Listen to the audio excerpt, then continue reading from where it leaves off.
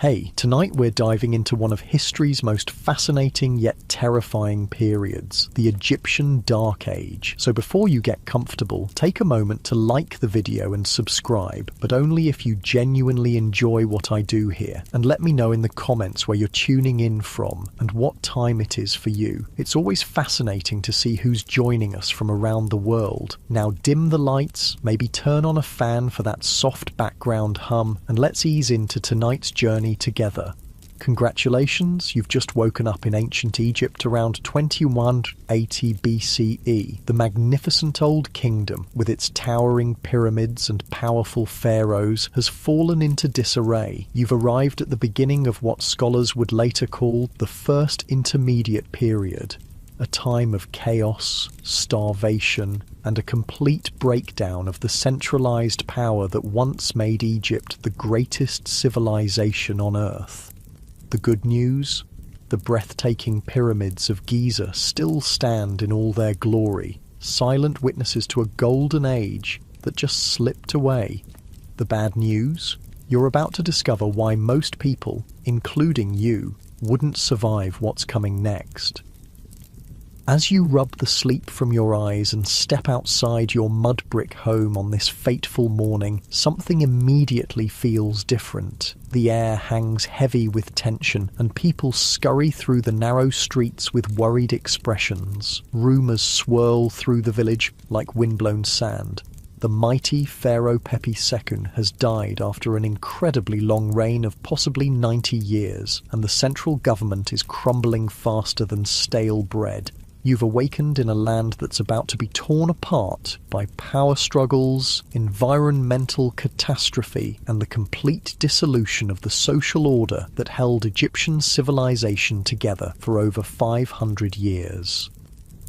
They say the Nile hasn't flooded properly for 3 years now, whispers a woman carrying a clay jar of water. The royal granaries are almost empty. In ancient Egypt, the annual flooding of the Nile River was everything. It wasn't just important, it was life itself.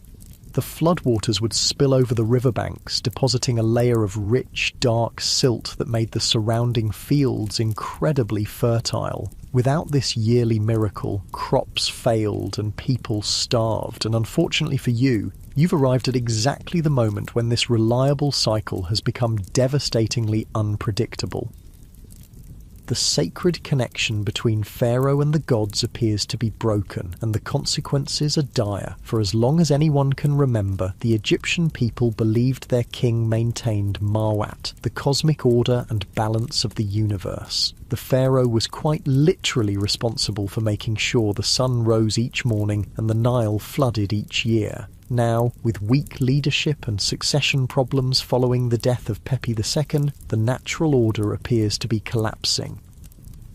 As you walk toward the village centre, your empty stomach reminds you that breakfast today will be meagre, perhaps just a small piece of bread, if you're lucky. Food is becoming scarce as fields lie parched and cracked under the merciless sun. What was once the breadbasket of the ancient world is slowly transforming into a land where hunger rules. Did you hear what happened in the village across the river? A thin man asks another as they pass by. They say people there are eating their own children.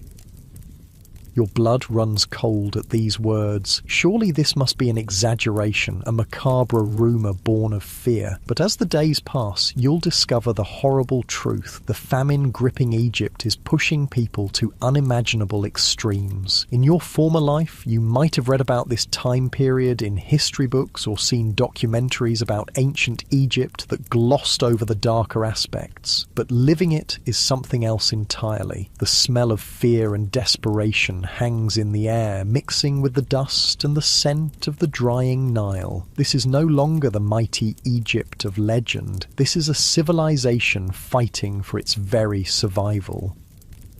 As you continue walking, you notice something else. The local temple, once immaculately maintained, shows signs of neglect. Without strong central authority, resources for religious observances have dwindled. The priests appear thinner, their once pristine white linen robes now dull and worn.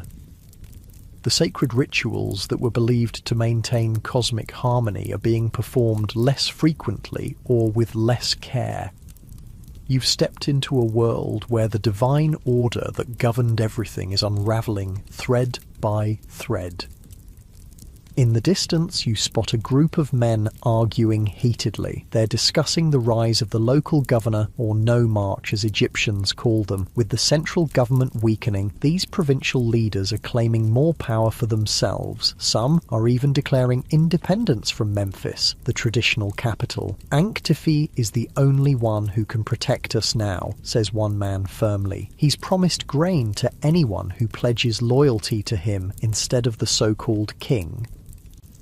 This is another crucial aspect of the Dark Age you found yourself in. Egypt is fragmenting into smaller territories controlled by ambitious local leaders. These nomarchs were once appointed by the pharaoh, but now they're becoming hereditary rulers in their own right, passing power to their sons and creating dynasties that owe no allegiance to a central authority. Some, like Anktifi of Hierakonpolis, will even start referring to themselves in the same grandiose terms once reserved for pharaohs.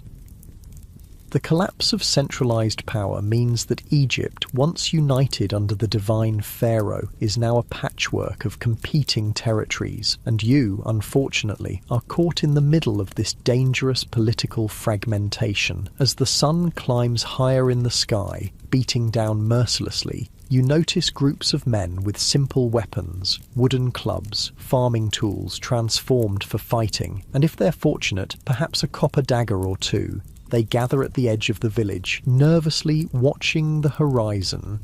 The breakdown in centralized authority hasn't just affected the food supply and religious practices, it's also made Egypt much more dangerous.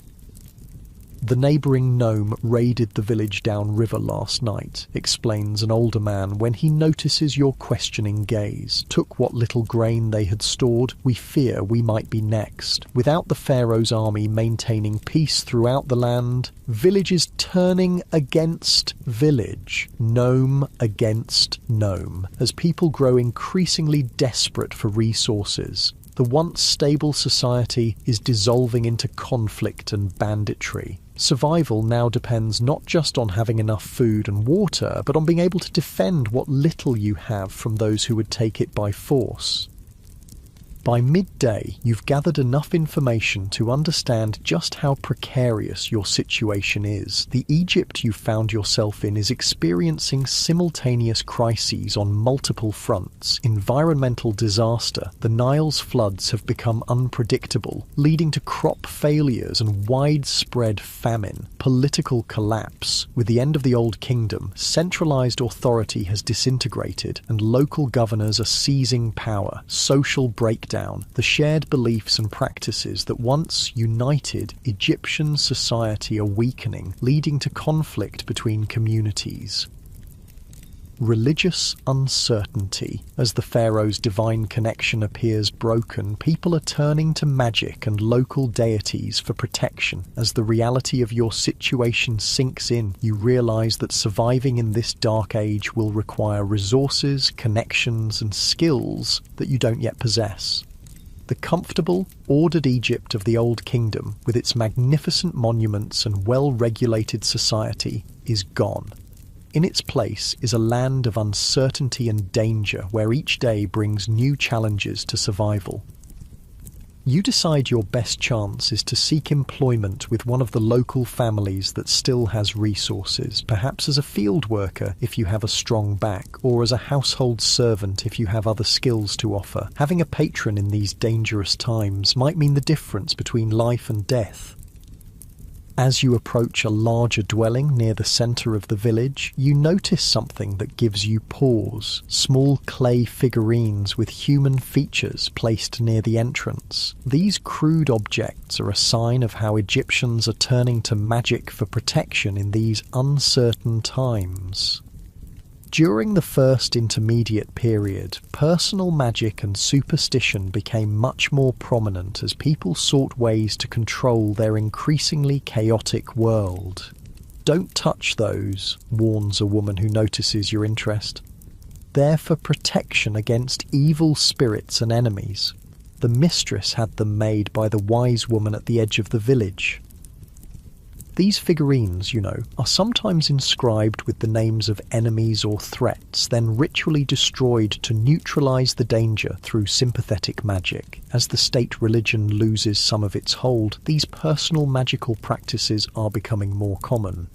People are taking spiritual matters into their own hands rather than relying solely on the elaborate temple rituals of the past. You're invited inside the house where the owner, a local merchant who trades what little surplus the village produces, questions you about your skills and background. As you speak, a commotion outside draws everyone's attention. A group of men has arrived, dusty from travel, bearing news. The nomarch of Thebes is gathering an army, announces their leader. He claims he will reunite the two lands and restore Mayat. He's calling for all able men to join him. This is your first encounter with the forces that will eventually end the Dark Age. The nomarchs of Thebes, particularly those named Intef and later Mentuhotep, will gradually extend their control, fighting against rival powers until Egypt is once again unified under a single ruler. But that process will take decades and involve considerable bloodshed and suffering. For now, the announcement causes debate among the villagers. Some see the Theban nomarch as a potential saviour who might restore order and prosperity. Others fear being drawn into conflicts that don't concern them, preferring to focus on immediate survival. Better to stay here and guard what little we have, argues one man. These power-hungry nomarchs care nothing for common people like us. As the debate continues, you notice a small group of people preparing to leave the village entirely. They're gathering meagre possessions and speaking in hushed tones. "We're heading north," explains one when you inquire. "My cousin says there's still food in the delta, where the river splits into many branches. The nomarch there is strong and keeps order." This migration is another feature of the first intermediate period. People moving in search of safety and sustenance, sometimes abandoning ancestral villages that had been occupied for generations. The population is shifting as Egyptians seek places where they might survive the overlapping crises. As evening approaches, you're offered a place to sleep in the merchant's household in exchange for help with various tasks. You've secured temporary shelter, but your future remains deeply uncertain. The merchant explains that his own stores are dwindling, and he may not be able to support extra mouths for long. That night, as you lie on a simple reed mat in the corner of a storage room, you listen to the sounds of a village on edge. Dogs bark at real or imagined threats. Hushed conversations continue late into the night, and occasionally you hear the distant wail of someone mourning a loss, perhaps another victim of hunger or violence. This is your new reality. You've awakened in ancient Egypt's darkest hour, when all the structures and beliefs that made it great are being tested to their limits. But humans are nothing if not adaptable, and tomorrow you'll begin learning the skills and making the connections that might allow you to survive. As you drift towards sleep, your last thought is of the pyramids standing silently in the distance, monuments to a golden age that now seems as remote as the stars. Egypt has fallen before, but it will rise again. The question is whether you'll live to see its rebirth. The whispers of the village fade as exhaustion finally overtakes your worried mind. Tomorrow will bring new challenges in this harsh new world you must navigate. For now, sleep offers temporary escape from the reality of Egypt's Dark Age, a time when the very foundations of one of history's greatest civilizations seemed to crumble like sand through desperate fingers. You're just about to surrender to sleep when you hear a sound that makes your blood freeze. Distant shouts, the barking of dogs growing more frantic, and what might be the glow of torches on the horizon. It seems the fears of a raid were well founded, and your first night in ancient Egypt's Dark Age might prove even more dangerous than you imagined. Tomorrow, if you survive the night, you'll need to learn quickly how to navigate this shattered world. The powerful structures of pharaonic authority that once maintained order have crumbled, and in their place are rising new local powers, the nomarchs, who rule through a combination of military might, control of dwindling resources, and claims to religious authority. For now, though, the immediate threat demands attention. The merchant's household stirs as the alarm spreads through the village. Men grab improvised weapons while women gather children and valuables. You'll soon face your first test in this brutal new reality. The once mighty Egypt that built the pyramids and conquered neighbouring lands is now a place where villages raid each other for food and where survival depends on one's wit, strength, and luck. The old Egyptian prayer to the gods takes on new urgency in your mind. May you grant me life, prosperity, and health. In the dark age you've awakened to, none of these can be taken for granted. Sleep will have to wait. The Egyptian dark age waits for no one, and your journey of survival has only just begun. The raid approaching your village is just the first of many challenges you'll face in this broken land if you manage to survive the night. The warning cries grow louder as you scramble to your feet, heart pounding in your chest. The merchant's household erupts into frantic activity, children crying, women gathering essential belongings, men rushing to defend their homes. Outside, the night sky glows orange with approaching torches. "They're coming from the east," shouts a man at the doorway. "At least 20 of them." The merchant, whose name you've learned is Senbi, thrusts a wooden staff into your hands. "Can you fight?" he asks, his eyes betraying his own fear.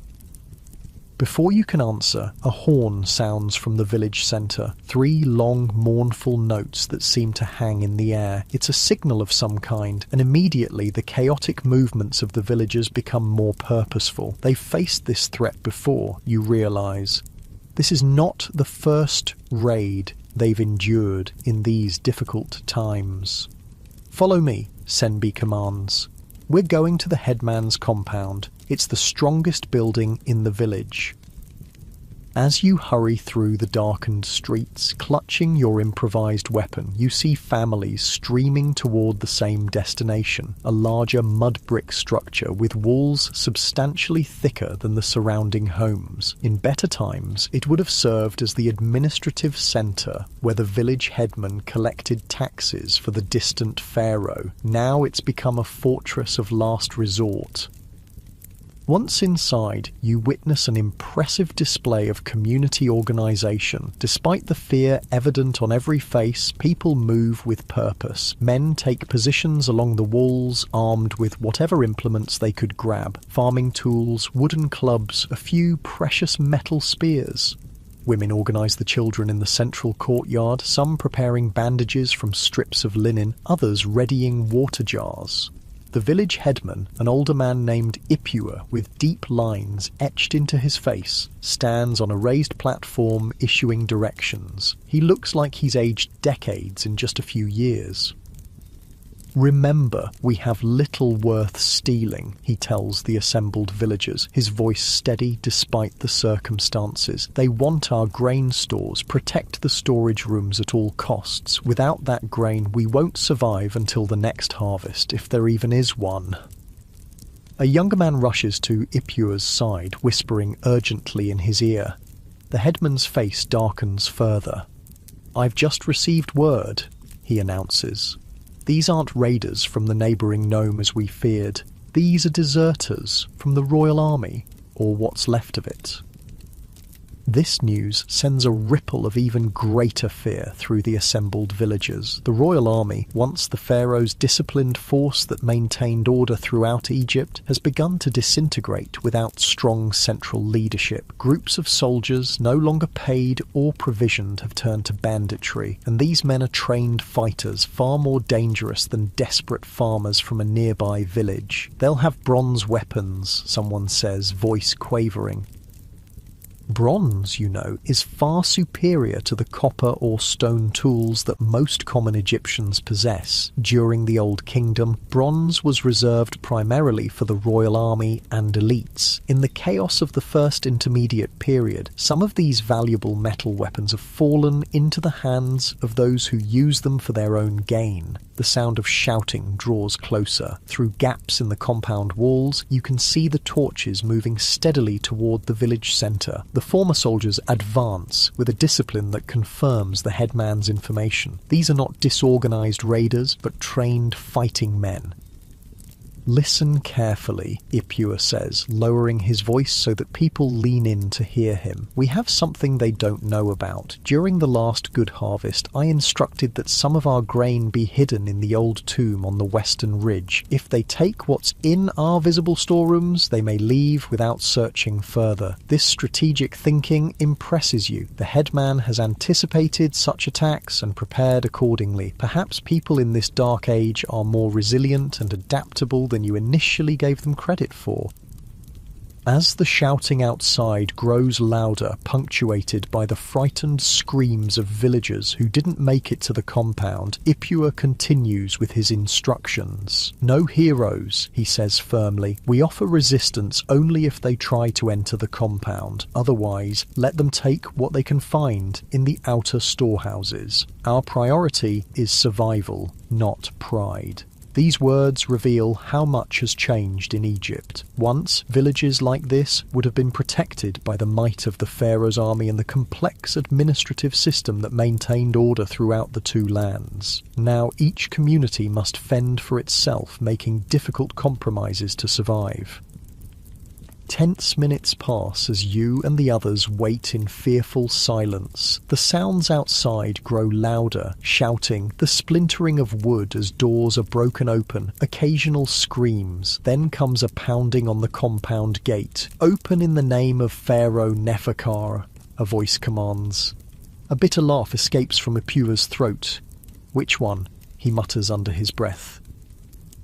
This seemingly simple question contains volumes about the political reality of Egypt during the First Intermediate period. After the death of Pepi II, a succession of weak rulers, all claiming the name Neferkare, had briefly occupied the throne. The 7th and 8th dynasties saw rapid turnover, with some kings ruling for mere months or even weeks. Now, various local powers all claim legitimacy through different puppet kings, using the pharaoh's name to justify their actions while wielding the real power themselves. The pounding on the gate grows more insistent. "Open, or we burn the compound with everyone inside." Ipua gives a subtle nod to two men standing by the gate. Slowly, reluctantly, they lift the wooden bar and pull the gates open just wide enough for a single person to enter. A man steps through, tall, with the muscular build of a trained soldier. He wears a tattered military kilt that might once have been impressive, but now shows the wear of hard travel. Most notably, he carries a bronze-tipped spear, its metal point catching the torchlight with a deadly gleam. "I am Sekhem Kare, once captain in the Royal Guard at Memphis," he announces. His voice carries the authority of someone accustomed to command. "My men and I require provisions for our journey northward." Ipua steps forward, showing remarkable courage. "We are a poor village with barely enough to feed ourselves," he says. "The floods have been low these past seasons." Sekhem Kara's lip curls in a sneer. "The same story everywhere. Yet somehow you all continue to live?" He gestures, and more of his men pour through the gate, weapons ready. "Show us your storehouses." What happens next unfolds with a grim inevitability. The villagers, outnumbered and outarmed, can only watch as the soldiers locate the grain storage rooms and begin emptying them systematically. They work with military efficiency, loading sacks onto donkeys brought from elsewhere in the village.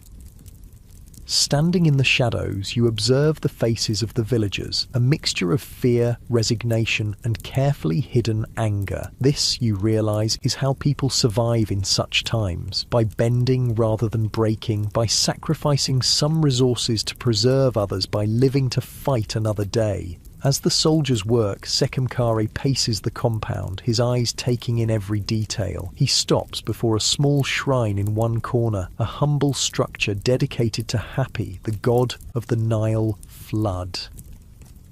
"Your offerings are meagre," he observes, gesturing to the tiny bread loaves and small beer jar placed before the god's image. "As you said, these are difficult times," Ipua responds carefully. The soldier laughs, a sound without humour. "The gods have abandoned Egypt, old man. They proved useless when the floods failed and Memphis fell into chaos. Better to rely on bronze and strength than divine favour."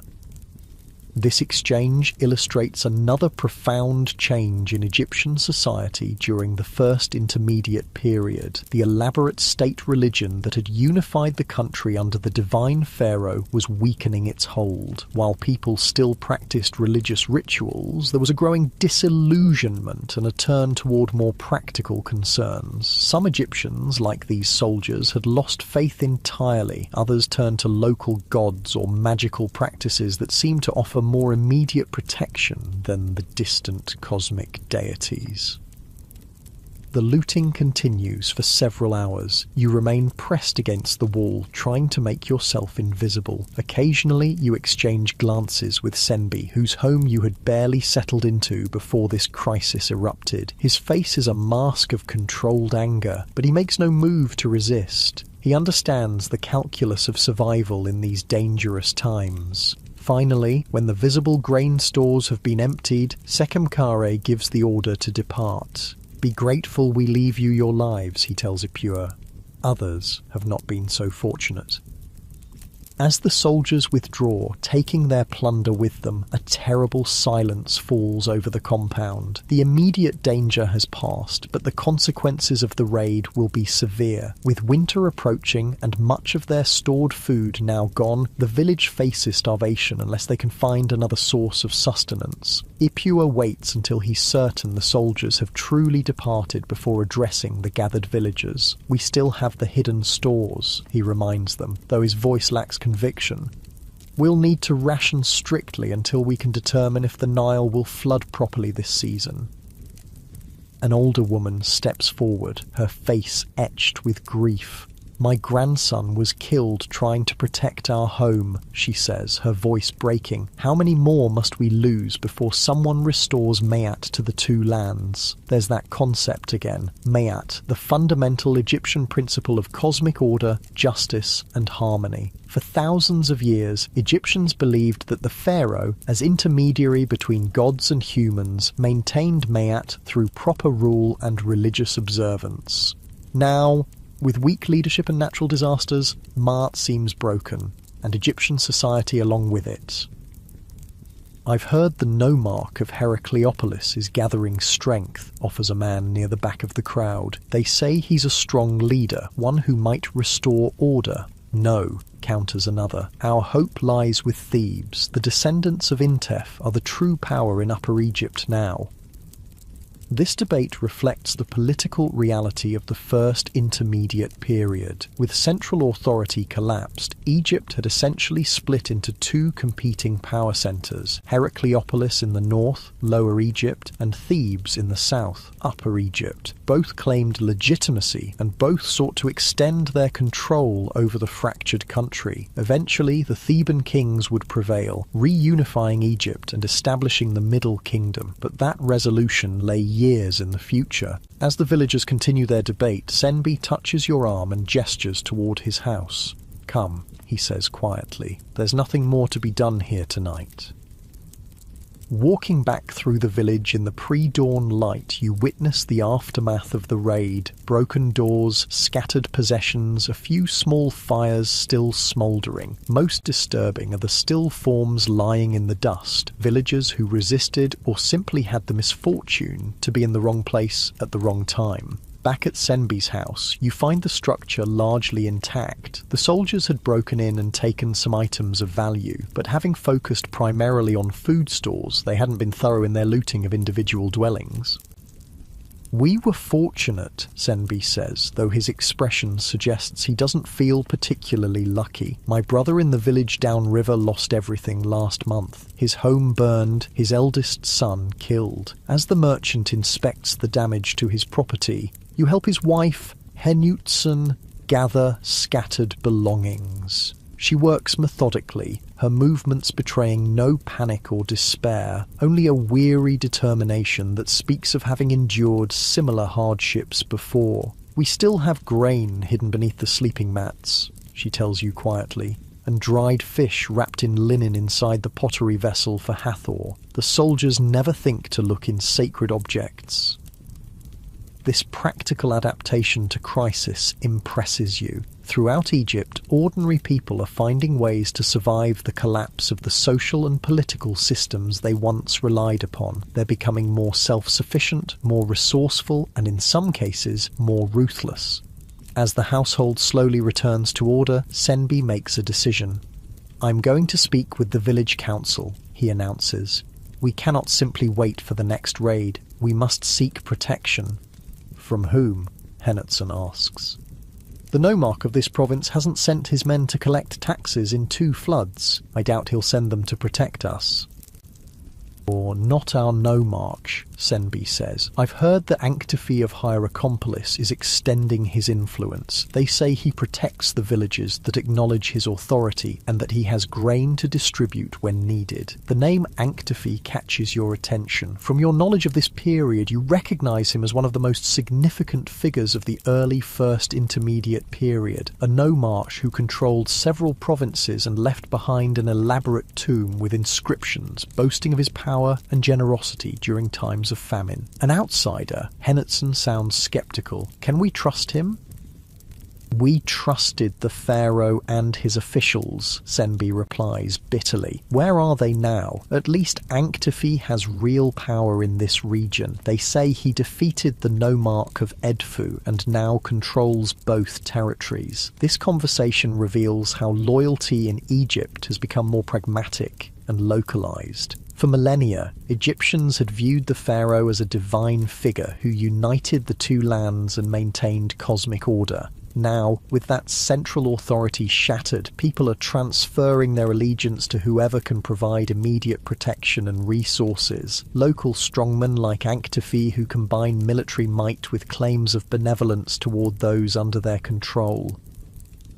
By mid-morning, the village is beginning to recover from the night's trauma. Bodies of the dead are prepared for simple burials. The elaborate funerary practices of more prosperous times are no longer possible for most Egyptians. Damage is assessed, remaining food stores inventoried and secured. Life continues, albeit more precariously than before. You help Senbi repair the damaged door to his storeroom, working with mud brick and wooden supports. As you labour, he explains more about the region's political situation. 3 years ago, we still received officials from Memphis, he tells you. They collected taxes in the pharaoh's name and registered the height of the Nile flood. There was order, even if the harvests were becoming less bountiful. Then the messengers stopped coming. We heard rumours of fighting in the capital, of rival claimants to the throne. He pauses, wiping sweat from his brow despite the relatively cool morning air. Some villages continued sending tribute northward, hoping to maintain the old ways. Others kept their grain and goods for themselves. Without the royal army to enforce collection, the entire system fell apart. This explanation captures the administrative collapse that accompanied the political fragmentation of Egypt. The Old Kingdom had functioned through an elaborate bureaucracy that collected taxes, organized labor for monumental projects, and redistributed resources throughout the country. When that system broke down, communities were left to fend for themselves or seek protection from local powers. By midday, a village assembly has been called. You accompany Senbi to the meeting, curious to observe how governance functions in this time of crisis. About 30 adults gather in the shadow of the headman's compound, their faces showing the strain of recent events, but also a determined resilience. Ipuwer calls the gathering to order. We need to make difficult decisions, he begins without preamble. Our visible grain stores are gone. The hidden reserves will last perhaps 2 months with strict rationing. We must find a way to survive until the next harvest, if the Nile blesses us with a proper flood this year. The discussion that follows reveals the desperate calculations of people in crisis. Some advocate sending representatives to neighbouring villages to barter valuable goods for food. Others suggest a fishing expedition to the distant lake, though this would mean travelling through potentially dangerous territory. A few voices call for seeking help from the nomarch of Thebes, whose influence is gradually extending northward. Senbi waits until most have spoken before rising to his feet. I have traded with villages under Anktefe's protection, he says. They suffer less than most. He has organised the construction of irrigation works to make better use of what little water the Nile provides. And his soldiers keep bandits at bay. This information sparks intense debate. Anktef controls territories to the south, and acknowledging his authority would mean shifting allegiance away from traditional power centres. Some see this as pragmatic, others as a betrayal of proper order. Will he demand tribute? Someone asks. Of course, Senbi replies, but better to give grain willingly to a protector than have it stolen by bandits, and they say he redistributes food in times of greatest need. The debate continues as the afternoon wears on. You listen, fascinated by this glimpse into governance during a time of collapse. There are no easy answers, no perfect solutions, only difficult choices with uncertain outcomes. Finally, Ipuwer calls for a decision. We will send a delegation to Anktef, he announces. 3 respected members of our community will travel to Hierakonpolis and present our case. If his terms are acceptable, we will place ourselves under his protection. As the assembly disperses, you find yourself wondering about this Anktef, the local strongman whose power grows as traditional authority wanes. Is he truly the benevolent protector some describe, or simply another warlord exploiting the chaos for his own gain? The historical records you recall suggest a complex figure, boastful of his achievements, but also genuinely concerned with maintaining order and preventing starvation in his territories. Later, as evening approaches, you sit with Senbi's family for a meagre meal of bread and dried fish, proteins carefully rationed in these difficult times. The household is quieter than the previous evening, each person lost in their own thoughts about the village's precarious situation. Will you join the delegation to Anktef? Hennetzen asks her husband. Senbi nods slowly. Ipuwer has asked me to go. I've traded in Hierakonpolis before and know the roads. When will you leave? Tomorrow at dawn. The sooner we secure protection, the better. As darkness falls over the village, you help the family prepare for sleep, spreading reed mats and checking that doors and windows are secured. The raid has left everyone on edge, fearful of what the night might bring. Before retiring to your corner of the house, you step outside briefly, gazing up at the stars. They're the same stars that shone over the Egypt of the mighty pharaohs, the same stars that will shine over the eventually reunified Middle Kingdom. But for now, they look down on a fractured land where survival itself has become a daily struggle. This is the reality of Egypt's Dark Age, not just political fragmentation and environmental challenges, but the human experience of living through the collapse of what had seemed an eternal order. Yet even in this darkness, people adapt, make difficult choices, and find ways to continue. The resilience you've witnessed in just 2 days gives you a new appreciation for how civilizations navigate their darkest hours.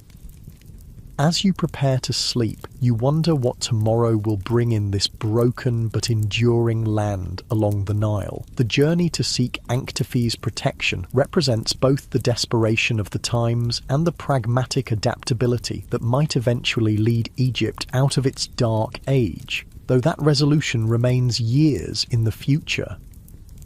For now, in this village caught between fading traditions and harsh new realities, people do what humans have always done in times of crisis. They persist, they adapt, and they hope for better days ahead, whether through the return of proper Nile floods, the emergence of strong new leadership, or simply the stubborn determination to survive. Egypt will eventually find its way back to stability and prosperity. The question is how many villages like this one and how many families like Senbi's will live to see that renewal.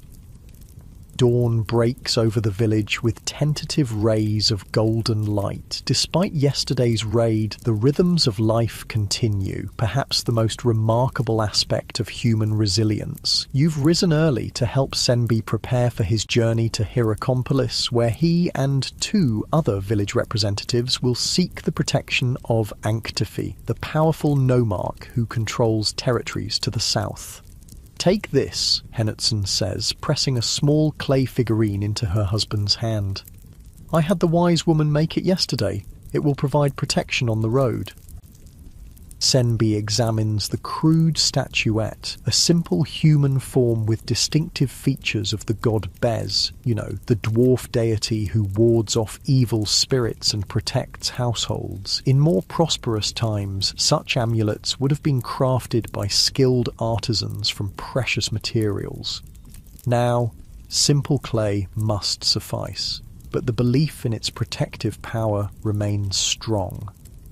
"I'll keep it close," Senbi promises, tucking the figurine into the small travel pouch at his waist. This exchange highlights how personal magic has become increasingly important during the First Intermediate Period. With the elaborate state religion weakened by political fragmentation, ordinary Egyptians are turning to household deities and magical practices that offer more immediate protection. Bes, with his lion-like face and dwarf body, was particularly popular as a guardian against dangerous forces, especially during travel. You help Senbi gather his few provisions for the journey: a small loaf of bread, dried fish wrapped in linen, a water skin filled from the village well, and a walking stick that might serve as a weapon if needed. The delegation is travelling light, planning to cover the distance to Hierakonpolis in 2 days of steady walking. The roads aren't what they once were, Senbi explains as he checks his sandals for the journey ahead. During the Old Kingdom, royal officials maintained way stations with fresh water and guards to protect travellers. The pharaoh's peace extended throughout the 2 lands. Now, he shrugs, leaving the current reality unspoken.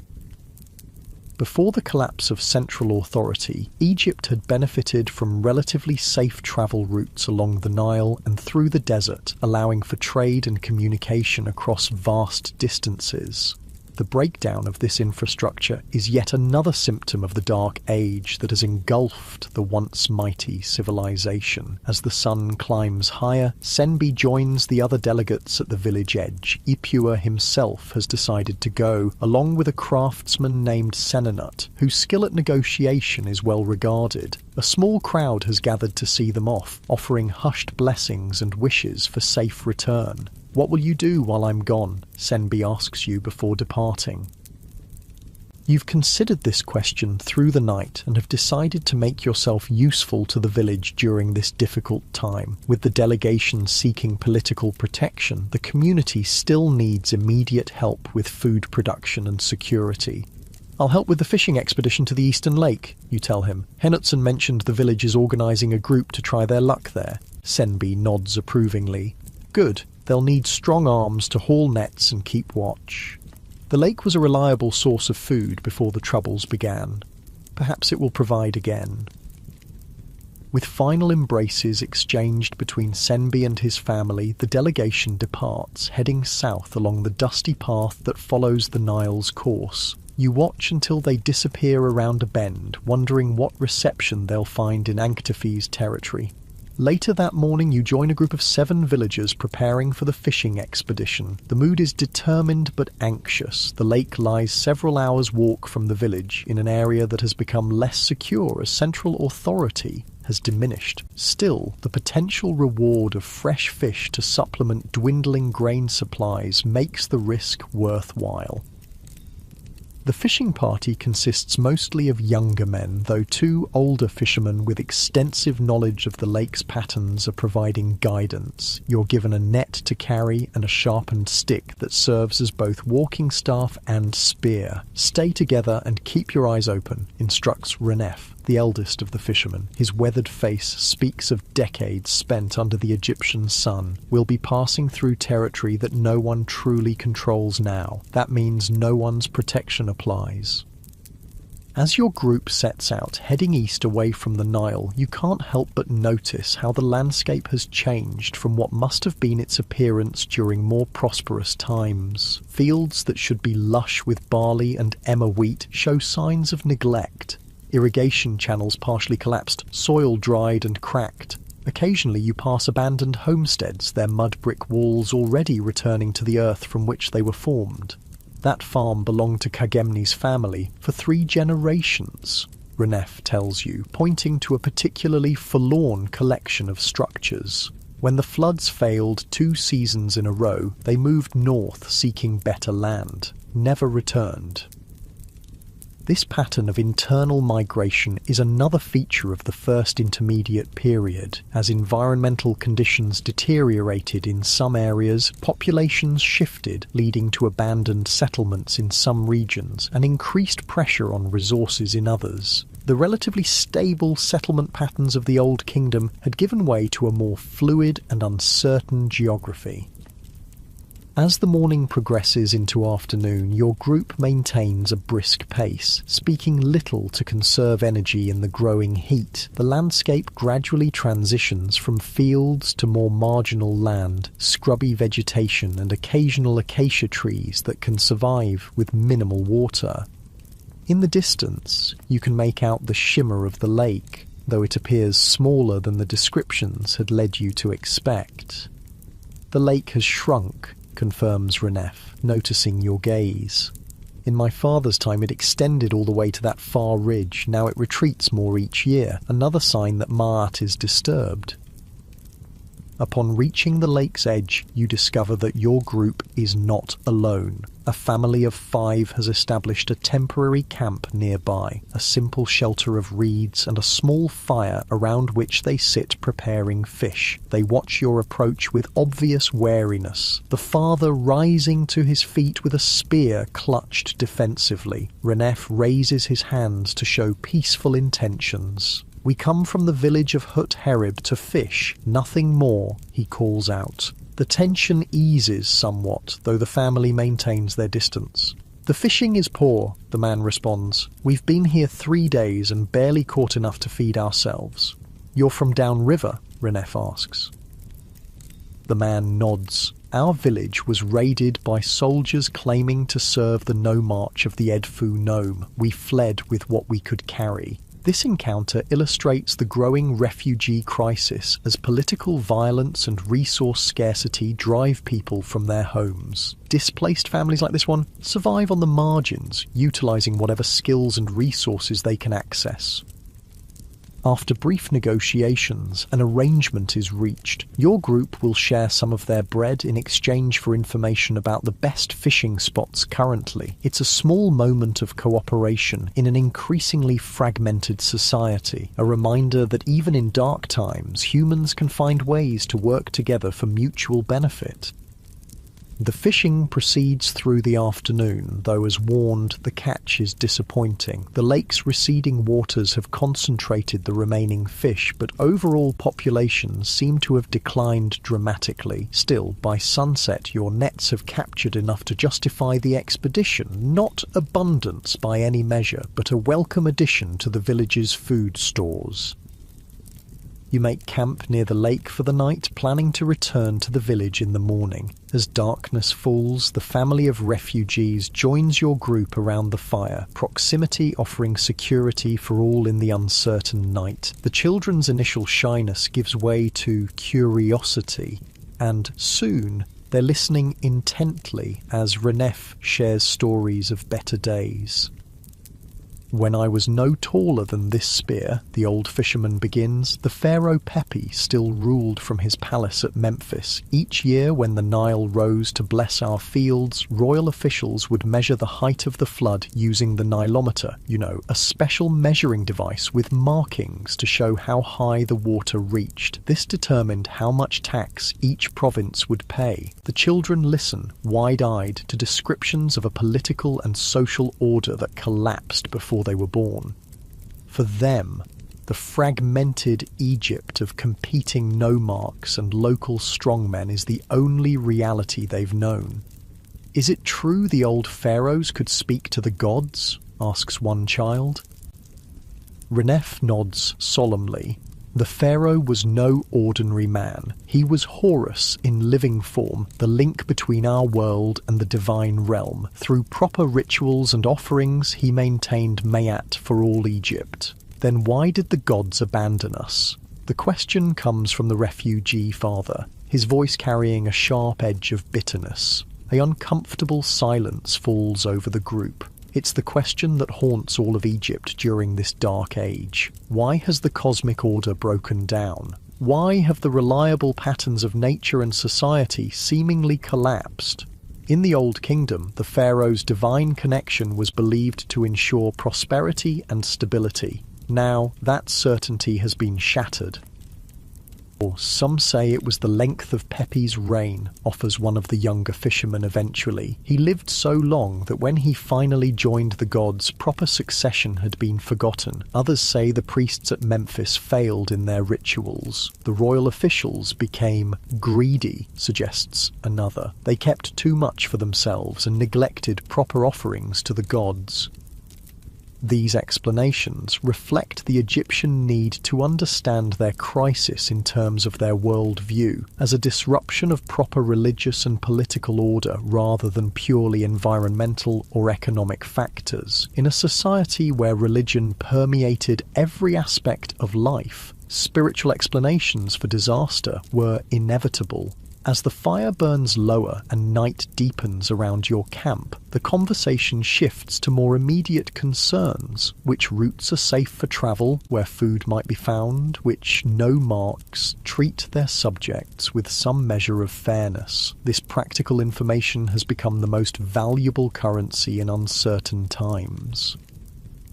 Before sleep claims the group, the refugee father brings out a small reed flute and plays a melancholy tune that drifts across the darkened lake. Music, that most resilient expression of human spirit, survives even in the darkest ages. You awaken at first light to find the refugee family already departed, having slipped away in the pre-dawn hours. They left behind a small carved wooden fish, a token of thanks for the shared bread and fire. Such small gestures of kindness and reciprocity persist even as larger social structures collapse.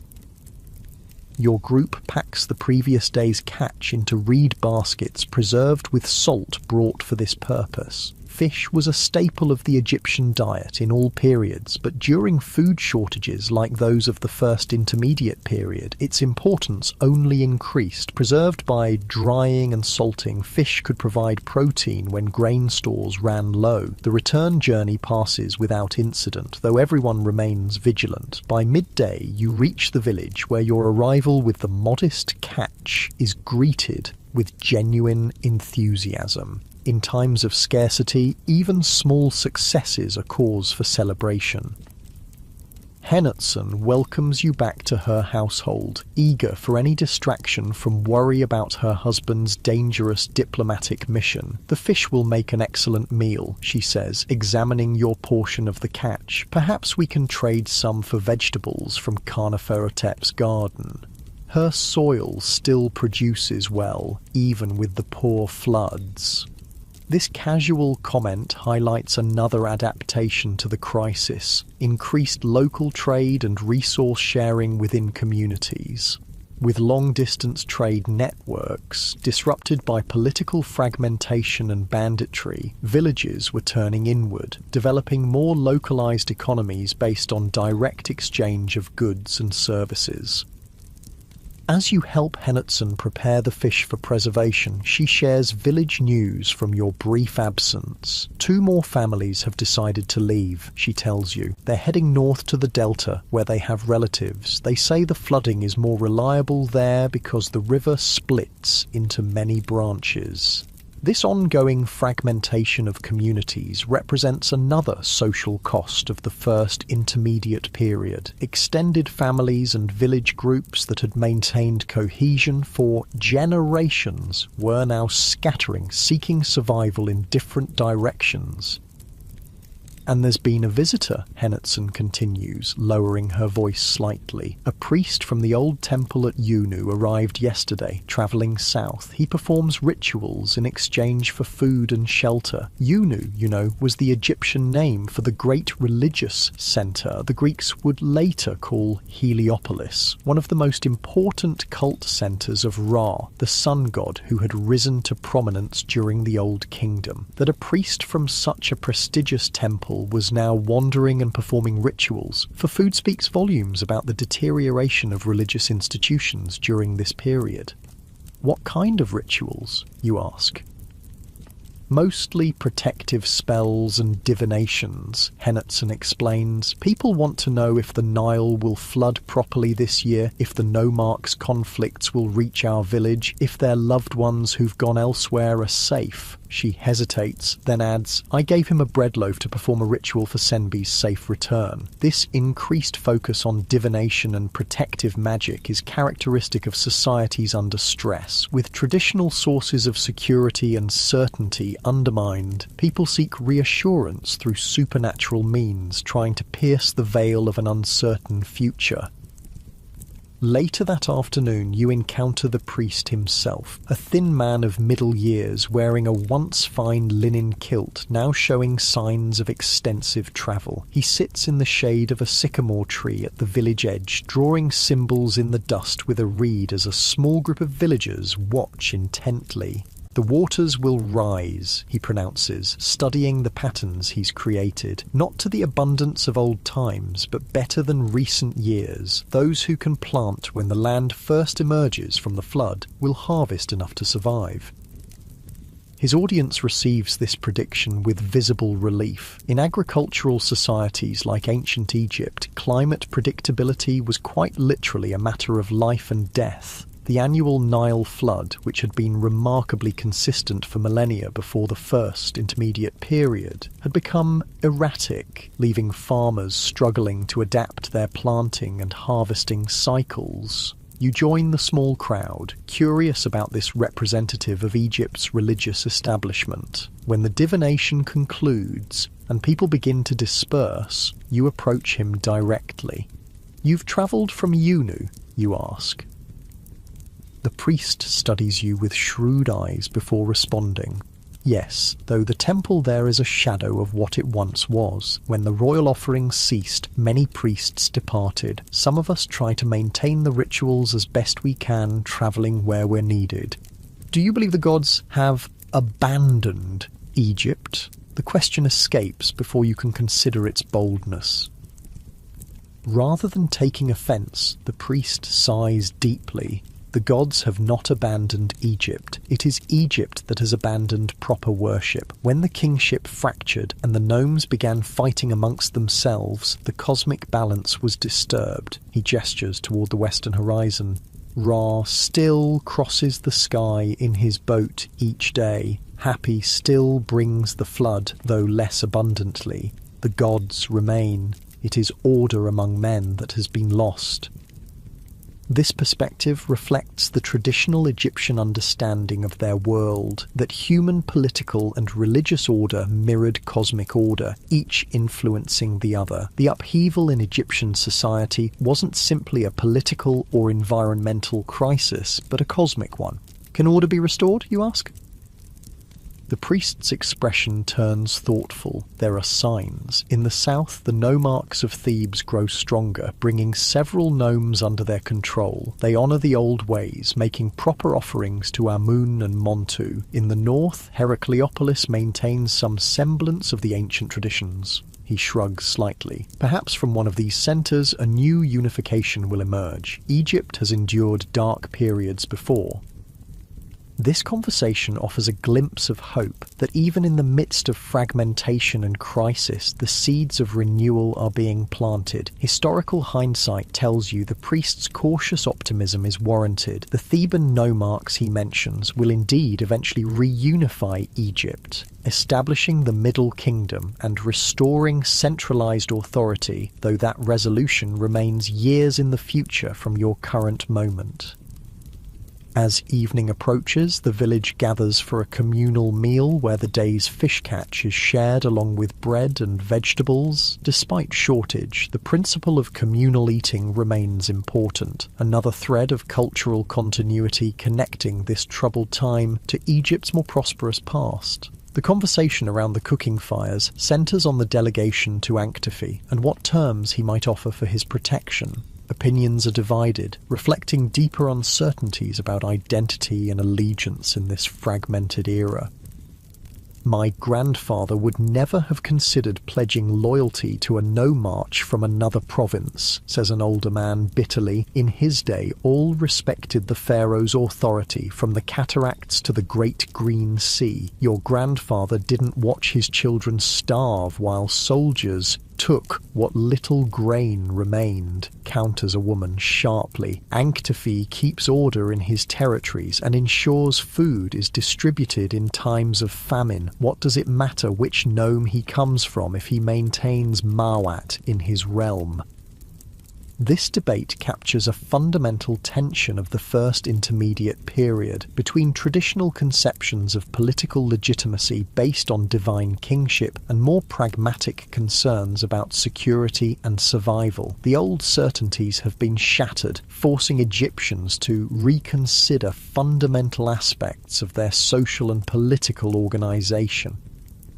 As you listen to the villagers debate their future, you find yourself reflecting on the remarkable adaptability of human societies even in times of severe stress. The Egypt you've encountered is undeniably in crisis, its political unity shattered, its economic systems disrupted, its religious certainties questioned. Yet people continue to find ways to survive, to maintain some semblance of community, to forge new arrangements in the face of changing realities.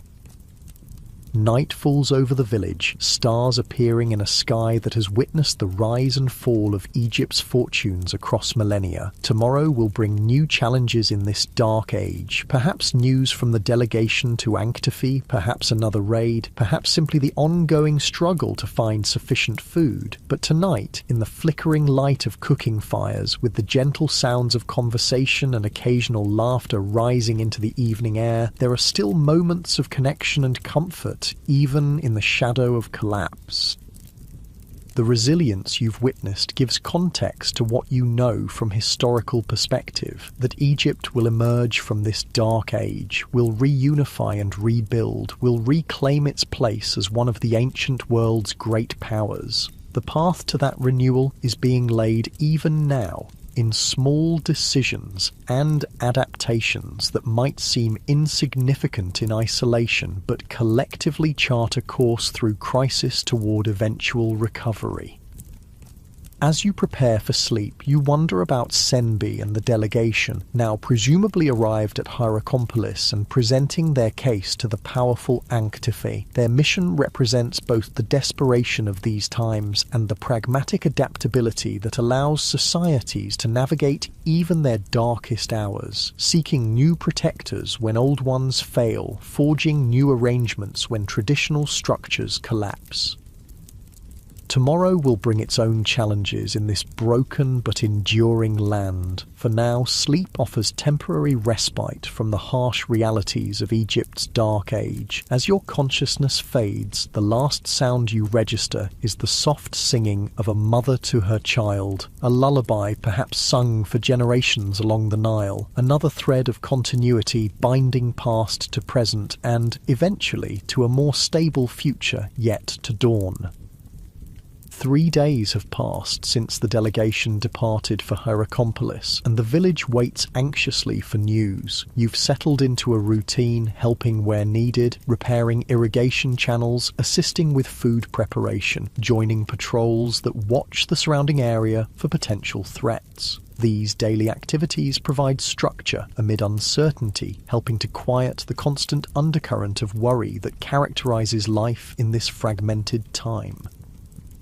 On the morning of the 4th day, a shout from the village perimeter signals the delegation's return. People emerge from homes and workshops, gathering eagerly as Senbi, Ipua and Senanut walk wearily into the village centre, dust from the road still clinging to their sandals and kilts. The faces of the returning men reveal little, a careful neutrality that suggests complicated news. Ipua raises his hands for silence as the villagers press forward with questions. "We have met with the great Anktifi," he announces formally. "We have seen his strength and the prosperity of the territories under his protection. After careful negotiation, he has agreed to extend his shield over our village." A murmur runs through the gathered crowd, relief mingled with uncertainty. Protection means survival in these dangerous times, but it also means new obligations and a shift in loyalties that would have been unthinkable in more stable eras. "What are his terms?" calls a voice from the crowd. Ipua glances at his fellow delegates before responding. 1/5 of our harvest will go to his storehouses as tribute. 6 able men will join his militia when called upon. We will acknowledge him as our rightful ruler in all matters of governance and justice.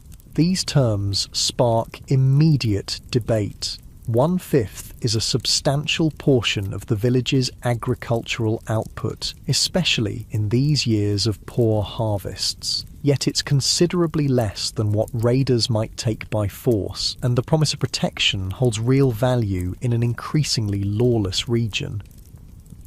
In return, Ipua continues, once the initial reaction has subsided, his soldiers will patrol our boundaries and respond if we are threatened. More importantly, he has promised grain from his storehouses should our harvest fail entirely. No one under his protection has starved, even in the worst years of famine.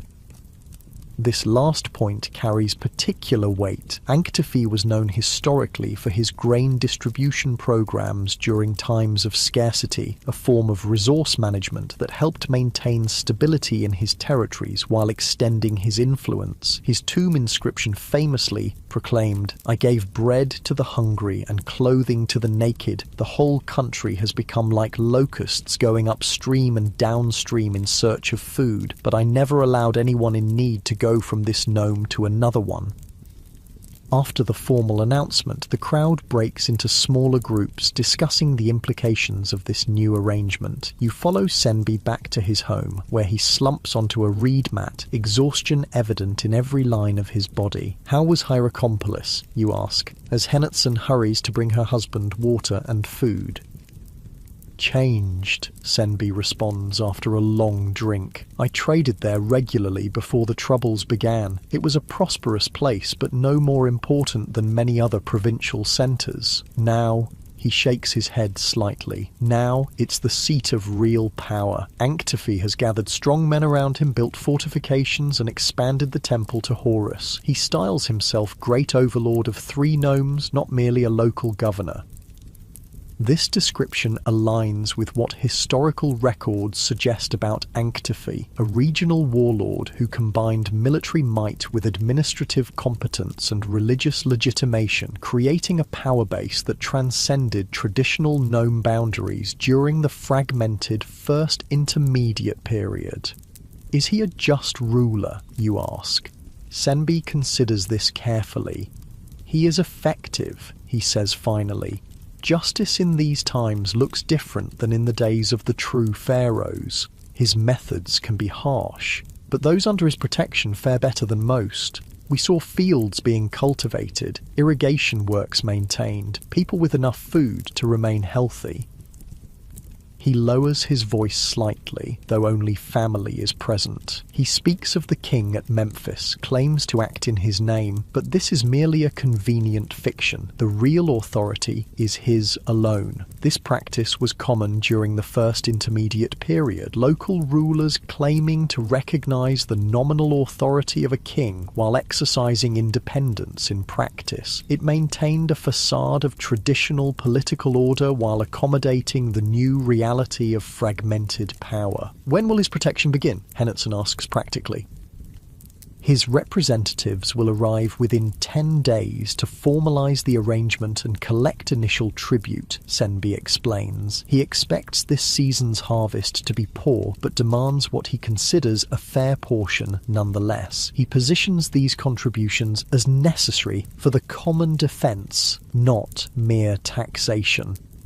The news of Anctify's protection spreads quickly through the village, and preparations begin immediately. The most presentable food items are set aside for the upcoming tribute. Damaged sections of the village wall are repaired and homes are tidied, all efforts to make a favourable impression on the nomarchy's representatives. Despite the new arrangement's potential benefits, you sense an undercurrent of unease among the villagers. They've traded independence for protection, a bargain born of necessity rather than choice. More fundamentally, this new allegiance represents another step away from the traditional order that defined Egyptian civilization for millennia, the divine kingship that united the two lands under a single legitimate ruler. The following days bring a flurry of activity as the village prepares for Anctify's representatives. You help with the physical labour of clearing pathways and repairing buildings, but also observe the psychological adjustments taking place as people recalibrate their understanding of political authority and belonging. On the evening before the expected arrival, a simple ritual is held in the village shrine, a small mud brick structure dedicated primarily to Hapi, god of the Nile flood, though images of other deities are also present. The village priest, an elderly man who received basic training at a provincial temple in more stable times, offers modest sacrifices of bread, beer, and a single duck. "Great Horus of Hierakonpolis," he intones, "mighty protector whose strong arm shelters the righteous, look favourably upon this village as we enter the domain of your servant Anctify. Grant us prosperity under his governance and protection from all who would do us harm." This prayer reflects an important adaptation in religious practice. By invoking Horus of Hierakonpolis specifically, the priest acknowledges the local deity most associated with Anctify's power base. Religious practice during the First Intermediate Period became more localized, with increased emphasis on regional cults rather than the more universal worship centered on the pharaoh that characterized the Old Kingdom. After the formal offerings, villagers place their own smaller contributions before the divine images. Tiny bread loaves, flowers, small cups of beer. These personal devotions represent another shift in religious practice during this period, with individuals taking more direct approaches to the divine, rather than relying solely on the official state religion mediated by the king and professional priesthood. Dawn brings the awaited delegation from Anctify. Unlike the desperate bandits who raided the village days earlier, these men arrive with disciplined formation and purpose. 6 soldiers in leather armour carrying copper-tipped spears, led by a scribe and an official wearing the leopard skin cloak that marks him as having some religious authority. The village council, led by Ipua, meets them formally at the edge of the settlement. You stand with Senbi's household among the gathered onlookers, observing this moment of political transition. The official introduces himself as Harkhabi, steward of Anctify's northern territories. He carries a wooden staff of office, its top carved with the falcon head of Horus, a symbol of authority that harkens back to more unified times, while now representing Anctify's regional power. "In the name of the great overlord Anctify, overseer of priests, controller of the 2 southern gnomes and the door of the south, I extend the protection of his strong arm over this village," Harkhabi announces in the formal cadence of official proclamations. What follows is a careful accounting of expectations and obligations, the tribute required, the men to be provided for military service when needed, the acknowledgement of Anctiphe's judicial authority. Each point is recorded by the accompanying scribe on a papyrus scroll. Literacy and administrative record-keeping continuing even in these fragmented times, though now serving regional powers rather than a centralized state. The negotiations proceed with the detailed attention to contractual specifics that characterized Egyptian administrative practice even in periods of political disunity. The amounts of grain, livestock, and goods are precisely specified, with allowances made for poor harvests and provisions for emergency support if needed. The great overlord understands the difficulties of these times, Harkibi states. He does not demand what cannot be provided, but know that his generosity depends upon loyal service. Those who honour their obligations will find protection and support. Those who do not will be taught the cost of disloyalty. The implicit threat behind these words hangs in the air. Anctiphe, like other regional strongmen of the period, maintained his authority through a combination of protection and intimidation. His tomb inscriptions boast of both his care for those under his governance and his merciless treatment of enemies and oath-breakers. Once the formal agreement is established, the delegation inspects the village thoroughly, assessing fields, counting livestock, examining storehouses. Everything of value is catalogued with administrative precision, establishing a baseline for future tribute collection. You help Senbi present his modest trading goods for assessment, the few items of value he's managed to preserve through the recent difficulties. The scribe records each item methodically, assigning values according to some standardized system that has survived the collapse of central authority. These weights and measures are from Memphis, you observe quietly, noticing the small stone weights the scribe uses to assess some metal items. The old systems remain useful, Senbi responds with a slight shrug. Even in chaos, people need ways to determine fair exchange. The nomarchs may fight amongst themselves, but most maintain the traditional administrative methods. They were effective.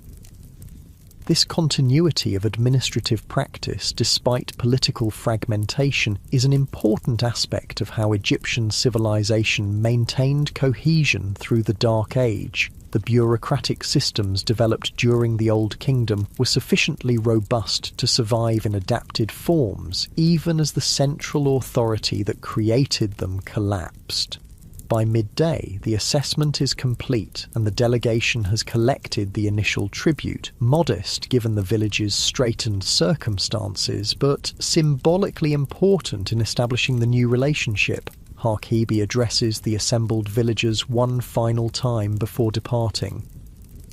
The great overlord Anctiphe says, "I am the beginning and end of mankind. Since no one like me existed before, nor will he exist, I have done what my predecessors left undone, and my successors will not approach my deeds in the millions of years to come." These bombastic claims, drawn directly from actual inscriptions in Anctiphe's tomb, demonstrate how regional rulers during the first intermediate period adopted the grandiose language once reserved for pharaohs. In the absence of a strong central monarchy, local strongmen appropriated royal literary styles and symbolic expressions to legitimize their authority. 2 soldiers will remain to establish a watching post, Harkibi concludes. Should danger threaten, they will send word, and the great overlord's forces will respond. You now stand under his mighty protection. As the main delegation departs, taking the collected tribute, the village absorbs this new reality. The 2 remaining soldiers, stern-faced men with the weathered look of experienced fighters, establish themselves in a corner of the headman's compound, creating a small outpost of Anctiphe's authority within the village. That evening, a modest feast celebrates the new arrangement. Despite the tribute paid, there's a sense of relief among many villagers, the promise of protection worth the cost in resources and autonomy. Musicians play simple reed flutes and drums, creating a moment of joy amidst the ongoing hardships. As you share a cup of beer with Senbi's family, the merchant reflects on the day's events. "My father would not have believed it," he says quietly. In his time, the pharaoh's word was law throughout the two lands. Local governors were appointed by the king and served at his pleasure. Now we pledge loyalty to a nomarch who speaks of some distant king but rules by his own strength alone. Is it so different in practice, you ask? The pharaoh collected taxes and provided protection through his officials. Anktefi demands tribute and offers security. The difference is in Ma'at, Senbi replies. The proper order. The pharaoh was divine, the living Horus who maintained cosmic balance through proper rule and ritual. These nomarchs are merely men, powerful but not divine. Without the true king maintaining cosmic order through proper ritual, how can Egypt be whole? This philosophical question cuts to the heart of the Egyptian worldview, disrupted by the first intermediate period. The pharaoh wasn't merely a political ruler, but a cosmic linchpin whose proper ritual actions maintained the order of the universe itself. The fragmentation of political authority thus represented not just an administrative problem, but a metaphysical crisis. Later that night, as most of the village sleeps, you join Senbi for a moment of quiet conversation under the stars. The celebrations have ended, and the reality of the new arrangement is settling in. What happens now, you ask? "We survive," he answers simply. "We pay Anktefi's tribute, accept his protection, and hope the Nile floods sufficiently this year. We continue as best we can until order is restored to the two lands." "Do you believe it will be? Restored, I mean." Senbi gazes upward at the unchanging stars, so constant above Egypt's shifting fortunes. "It must be," he says finally. "Egypt has endured for 1,000 years. The gods cannot permit chaos to reign forever. Someone will arise to reunite the two lands. Perhaps from Thebes, perhaps from Heracleopolis, but unity will return."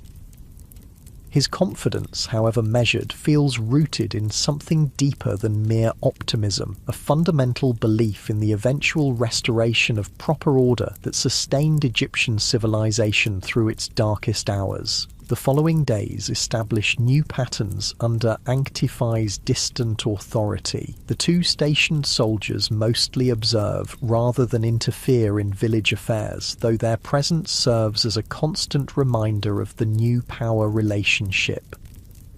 One unexpected benefit emerges quickly. Travelling merchants, learning of Anktefi's protection, begin to include the village in their routes again. A trader arrives with copper tools to exchange for local goods, bringing not just valuable implements but news from more distant regions.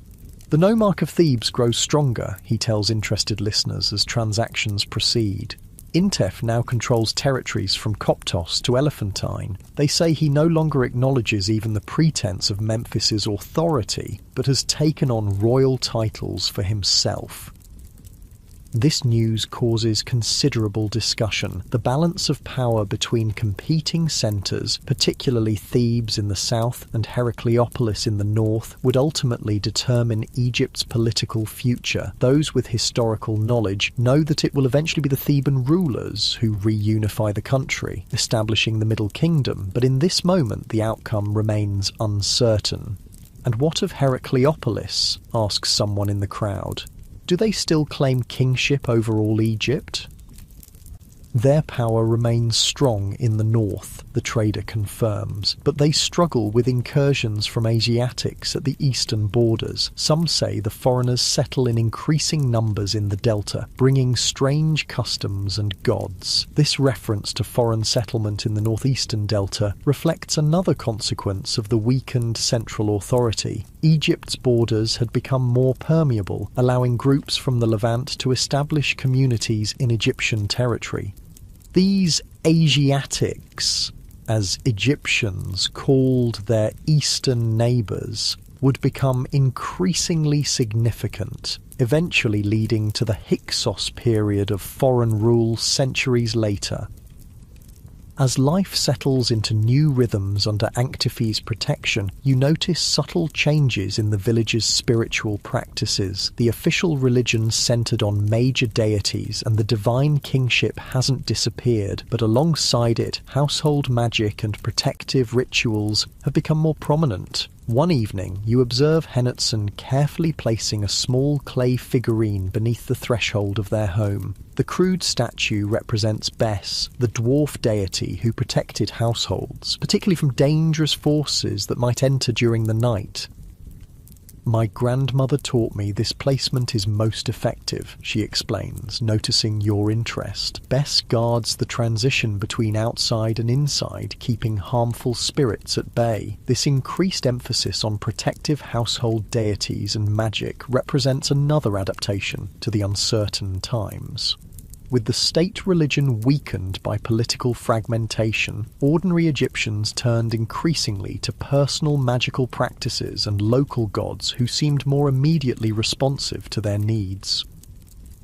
The two soldiers stationed by Anktiphi become an accepted part of village life. Initially viewed with suspicion, they gradually integrate into daily routines. One, named Paheri, even shares knowledge of improved bow-making techniques he learned in military service, helping the village hunters create more effective weapons.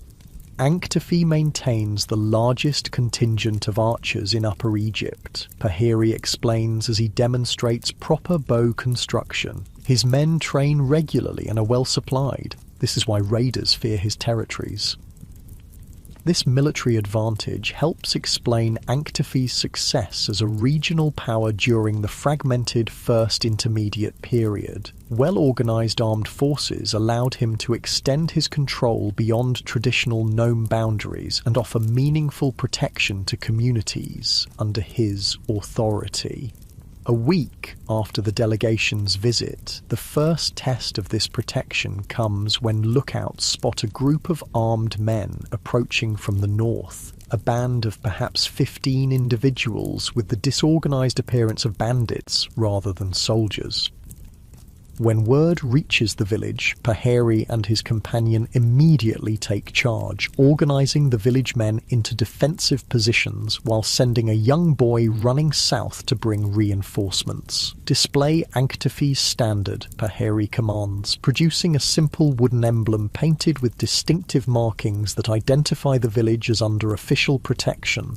The approaching group slows upon seeing the standard raised above the village walls. After visible discussion among themselves, they change direction, bypassing the village entirely. The threatened raid dissolves without a single arrow fired, the reputation of Anktiphi's strength proving sufficient deterrent.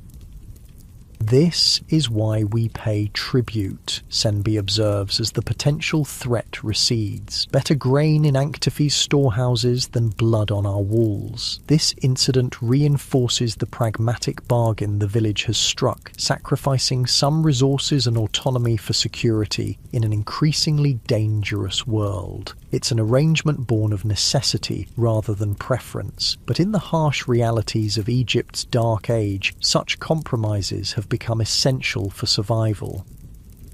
As another week passes, a more ambiguous development emerges. The stationed soldiers begin conducting a census of young men in the village, evaluating their fitness for military service. This goes beyond the agreed terms, which specified men would be provided only when specifically requested.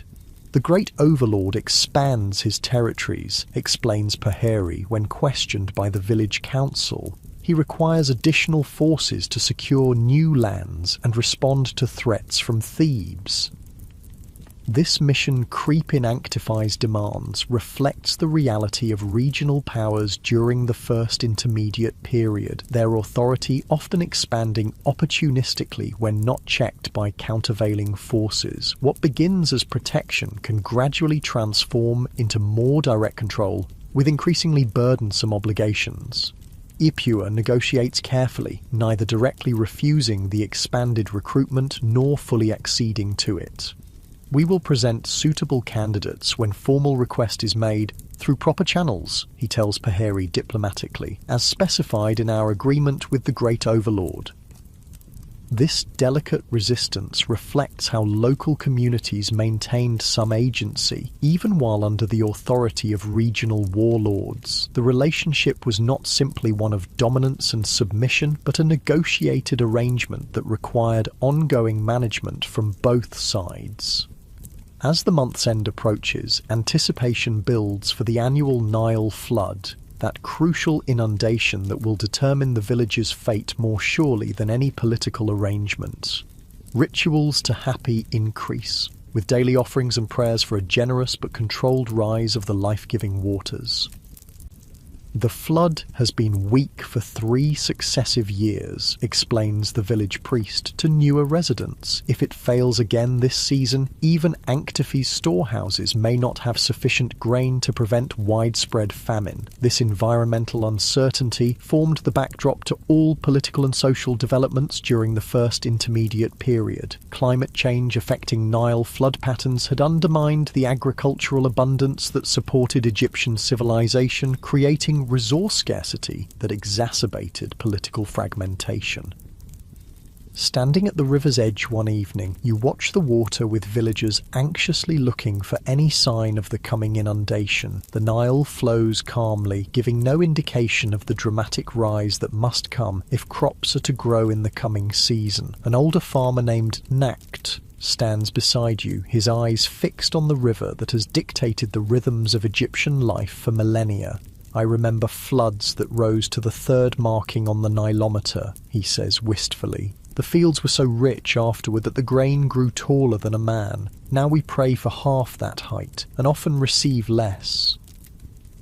Whether from climate change, reduced rainfall in Ethiopia where the Blue Nile originates, or some combination of factors, the reduced flooding had direct consequences for Egyptian society. Agricultural output declined, undermining the economic foundation of the centralized state, and contributing to the political fragmentation that defines this dark age. As you continue your vigil by the river, Nakt suddenly straightens, pointing to something in the water.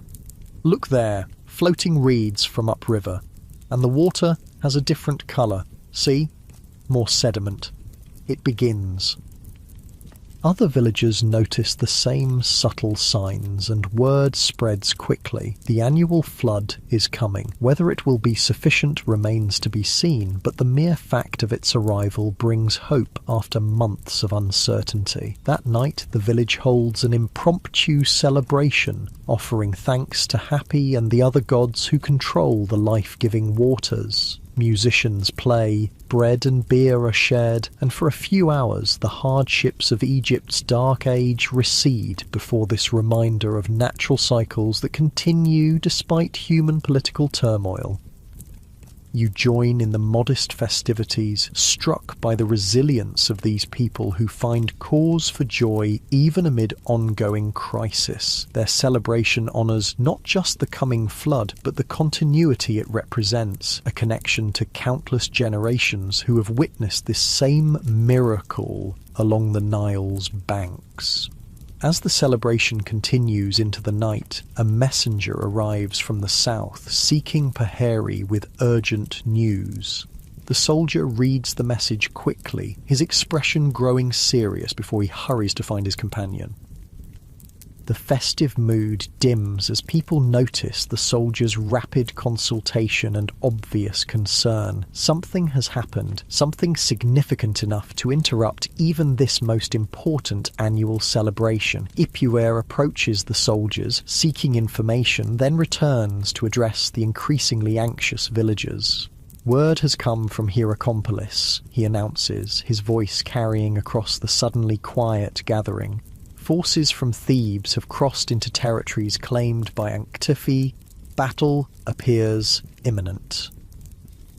This news lands heavily on the celebration. The conflict between regional powers that had seemed distant now threatens to directly impact the village's newly established security. If Anktafi is defeated, what becomes of his promises of protection? If he prevails but requires more resources for the conflict, will his demands on subject villages increase? As the implications sink in, the celebration gradually resumes, though with a more subdued tone. The coming of the flood remains worthy of gratitude.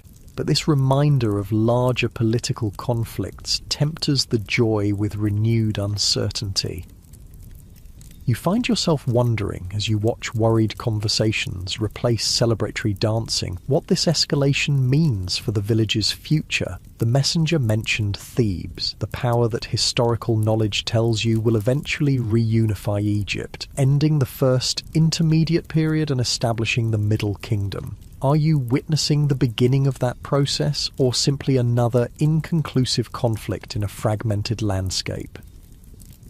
These questions remain unanswered as the night deepens. The Nile continues its eternal flow, beginning its life-giving rise toward floodplain fields, while human conflicts play out along its banks. In this moment of overlapping hope and anxiety, natural cycles and human disruption, the complex reality of Egypt's Dark Age is perfectly encapsulated, a civilization in crisis, yet maintaining the cultural continuity and resilience that will eventually enable its renewal. The news of imminent conflict between Anktafi and Theban forces spreads through the village like wildfire, dampening the celebration of the coming flood.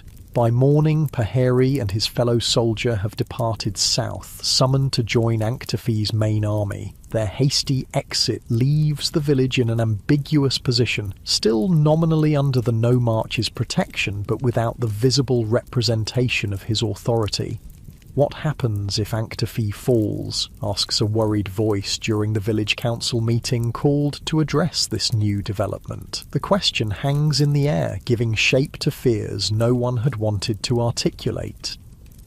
We adapt, Ipua responds simply, as we have adapted before. This pragmatic approach reflects how communities navigated the shifting political landscape of the first intermediate period. Survival depended on flexibility, on reading changing power dynamics and adjusting allegiances accordingly.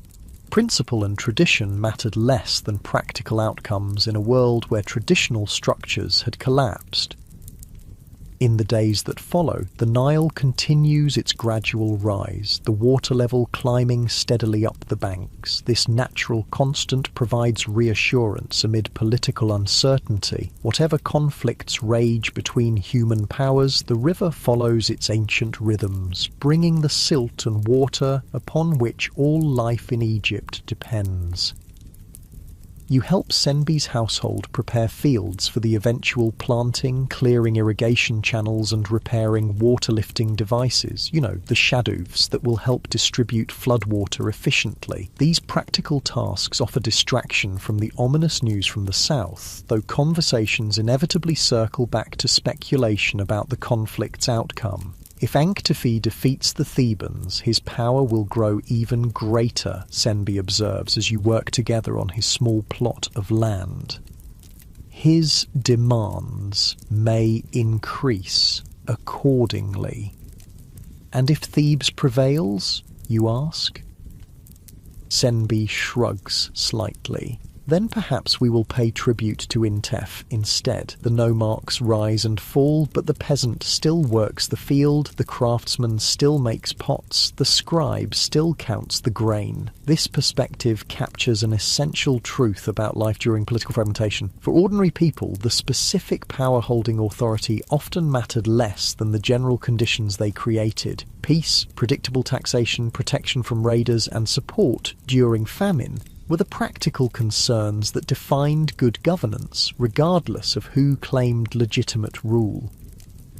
A week passes with no definitive news from the south, though rumours abound. Some travellers claim Anktifi has crushed the Theban forces at the border, others that Intef's army has pushed deep into Anktifi's territory. Without official messengers or the established communication networks of more stable times, accurate information travels slowly and unreliably. The Nile continues to rise, reaching what the older farmers judge to be about 2/3 of an ideal flood height. Not the abundance of legendary years, but sufficient to ensure some harvest if properly managed. The practical work of preparing for planting continues alongside anxious monitoring of both the river and the political situation. On the 10th day after the soldiers' departure, a small group of travellers arrives from the south, seeking shelter in the village. They are civilians fleeing the conflict zone, mostly women, children, and the elderly, carrying what few possessions they could manage. The village council meets to consider their request. They come from territories loyal to Anktifi, reports Senanut after speaking with them. Their village was caught between the opposing forces. Both sides demanded support and threatened punishment for aiding the enemy. An impossible position, Ipuwer acknowledges. What choice did they have but to flee? This dilemma, trapped between competing powers each demanding exclusive loyalty, was common for communities in contested regions during the first intermediate period. Without clear authority or established boundaries, local populations often suffered regardless of which side they supported. The council debates briefly before agreeing to shelter the refugees. Though resources are already stretched thin, space is found in various households, with Senbi taking in an elderly couple and their granddaughter. The new arrivals bring first-hand accounts of the conflict, though these too contain contradictions and uncertainties. Anktifi's forces held the high ground near the shrine of Horus, explains the elderly man Userhet as he shares Senbi's simple evening meal. They have more archers and the disciplined soldiers, but the Thebans have greater numbers and fighting spirit. Their leader, Intef, claims divine favour, adds his wife, Nefertari. He wears the white crown openly now, styling himself as rightful ruler of Upper Egypt. This detail catches your attention. The white crown was the traditional symbol of kingship in Upper Egypt, worn by pharaohs as one half of the double crown that represented rule over the united two lands. For a nomarch to adopt this royal insignia represented a significant escalation from regional authority to a claim of legitimate kingship. "Does he perform the royal rituals?" asks the village priest, who has joined the conversation with evident interest. "Does he make proper offerings to maintain Mayat?" They say he has expanded the temple of Montu at Thebes, Nefertari responds. The war god receives rich offerings before each campaign. This focus on Montu, the falcon-headed god of war, rather than Amun, who would later become Thebes' principal deity, reflects the militaristic priorities of the early Theban rulers as they sought to expand their territory. Religion served practical political ends, with particular deities emphasized according to immediate needs. The following day brings more refugees and with them more detailed news of the conflict. The picture that emerges is of a significant battle fought to a costly stalemate, with both Anktifi and the Theban forces withdrawing to regroup. The boundary between their territories remains contested, with villages caught in between suffering the worst consequences. "This isn't the end," predicts Userhet grimly. "The Theban nomarch grows stronger each year. They say he seeks to restore Upper Egypt to a single kingdom under his rule, as in the days before the Troubles began." This ambition aligns with what historical hindsight reveals about the Theban dynasty that eventually reunified Egypt. Beginning with the nomarch Intef Y and continuing through his successors, the rulers of Thebes gradually extended their control northward, ultimately defeating their Heracleopolitan rivals and establishing the Middle Kingdom under Mentuhotep II. As more days pass, the village settles into an uneasy routine, absorbing the refugees while continuing preparations for the eventual recession of the flood and the crucial planting season to follow. Without Anktife's soldiers present, the council organises its own patrol rotation, with able men taking turns watching for potential threats. The flood reaches its peak, a modest but adequate inundation that covers most of the cultivable land surrounding the village. Once again, natural cycles provide a counterpoint to human conflicts, a reminder of continuities that transcend political disruptions. For a brief period, the rising waters even offer protection, making the village less accessible to potential raiders. One evening, as you help Senbi's family prepare the evening meal, a commotion at the village perimeter draws everyone's attention. A single figure approaches, a man in military garb, moving with obvious injury or exhaustion. As he draws closer, villagers recognize Paheri, one of Anktife's soldiers previously stationed in the village. He's brought to the headman's compound, given water and food, while the council gathers to hear his news. You join the crowd of anxious listeners as Paheri, recovering his strength, delivers his report. Anktife lives, but his forces have suffered a significant defeat, he begins without preamble. The Thebans employed new tactics, chariots carrying archers who could strike and withdraw before our infantry could engage them effectively. This mention of chariots is historically noteworthy. Though not yet the sophisticated war machines of the New Kingdom, early forms of horse-drawn vehicles were beginning to appear in Egypt during the late First Intermediate period, representing a significant military innovation.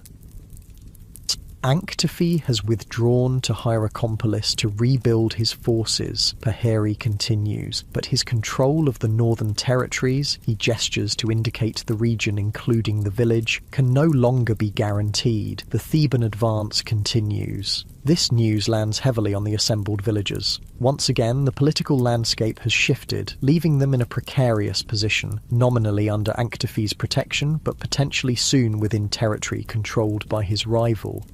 What would you advise? Ipuver asks directly.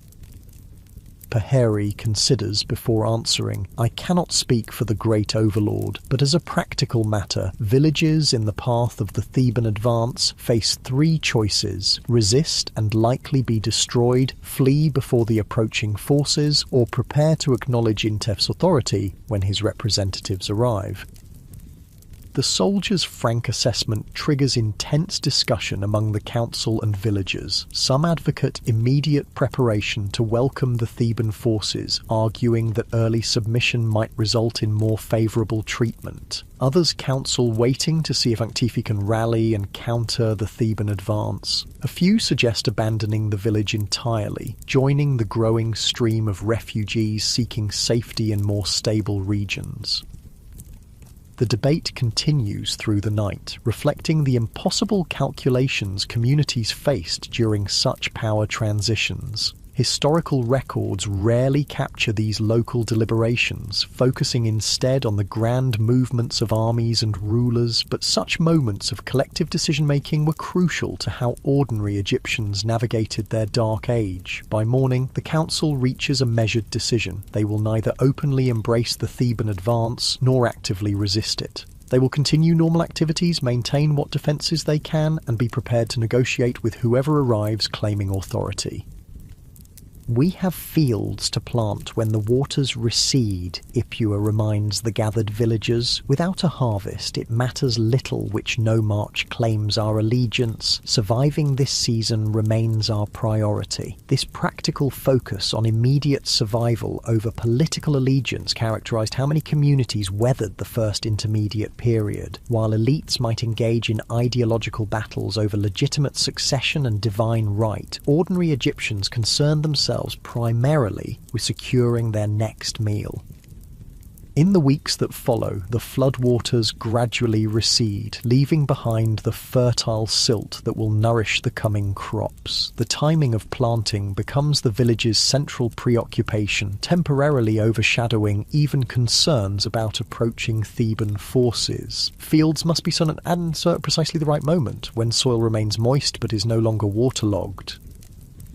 You join in this essential labour, working alongside Senbi and other villagers to plant barley and emmer wheat, the staple grains of ancient Egypt. The physical work connects you to countless generations who have performed these same actions along the Nile's banks, a thread of continuity running through even the most disrupted periods of Egyptian history. As planting nears completion, sentries report a substantial force approaching from the south. Not raiders or bandits, but an organised military contingent with the distinctive standards of Thebes prominently displayed. The village council gathers hastily to prepare for the encounter. "We must appear neither too eager nor resistant," advises Senenut. "Show respect but not subservience. They will respect strength even as they demand submission." Ipua nods agreement. "We present ourselves as practical people seeking stability, willing to acknowledge authority that provides genuine protection." This calculated approach to navigating power transitions reflects the political sophistication that communities developed during the fragmented First Intermediate period. Survival often depended on reading power dynamics accurately and positioning oneself advantageously within changing political landscapes. The Theban contingent arrives by mid-afternoon, 30 soldiers led by a military commander and a civil administrator, all bearing the symbols of Intef's authority. The village receives them formally at the central gathering space, with the council presented as legitimate community representatives. The Theban commander, who introduces himself as Mentuhotep, a name that would later be taken by the pharaoh who completes Egypt's reunification, addresses the assembled villagers with directness. The nomarch Intef, who wears the white crown as rightful ruler of Upper Egypt, extends his protection over this region, he announces. Those who acknowledge his authority and provide appropriate tribute will prosper under his governance. Those who resist or maintain loyalty to defeated rivals will face consequences. The language echoes what you heard from Ankhtefe's representatives not long before, the same essential bargain of protection in exchange for resources and loyalty, though now offered by a different power. The political actors change, but the fundamental relationship between rulers and ruled remains consistent. Ipua responds with careful diplomacy, neither rushing to embrace the new authority nor showing defiance. "Our village seeks only to cultivate our fields in peace, to honour the gods with proper offerings, and to live under the protection of rightful governance. We have planted our crops and will offer appropriate tribute from the harvest." What follows is a negotiation similar to the one conducted with Ankhtefe's representatives, though the terms now favour the ascendant Theban power. The tribute demanded is higher, reflecting both the village's status as newly incorporated territory and the Theban rulers' need for resources to continue their military campaigns.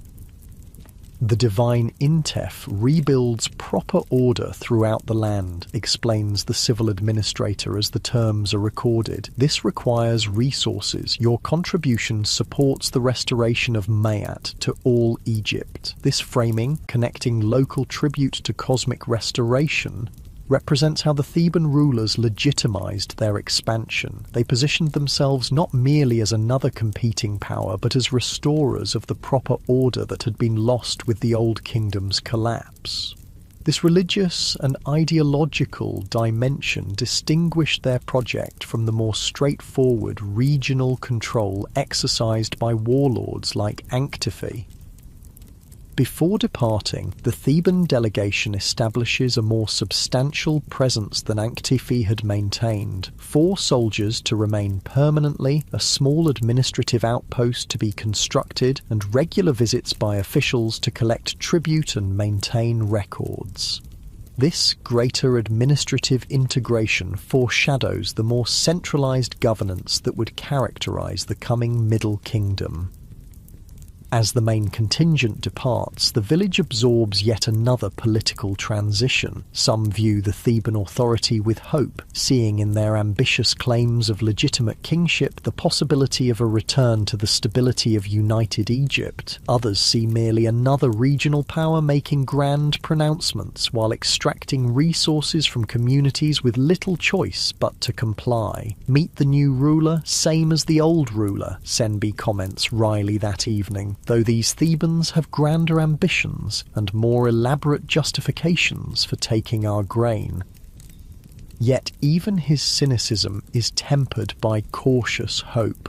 Still, if someone must rule, better a power that seeks to restore order throughout the two lands than one content merely to control their corner of a fractured Egypt. This sentiment, a yearning for reunification and restored stability after generations of fragmentation, helps explain how the Theban rulers eventually garnered sufficient support to rebuild a united Egyptian state. They offered not just protection, but a vision of restored cosmic order that resonated with a population weary of chaos. The months that follow bring gradual changes as Theban influence solidifies. Administrative practices become more formal, with written records maintained more consistently. The temple receives greater attention, with official support for rituals that had previously depended on local resources alone. Trade increases as routes become more secure under expanding Theban control. These developments offer a glimpse of the transition from the fragmented First Intermediate period toward the more centralized Middle Kingdom. The process was gradual rather than sudden, with administrative practices and religious institutions rebuilt incrementally as Theban authority expanded northward.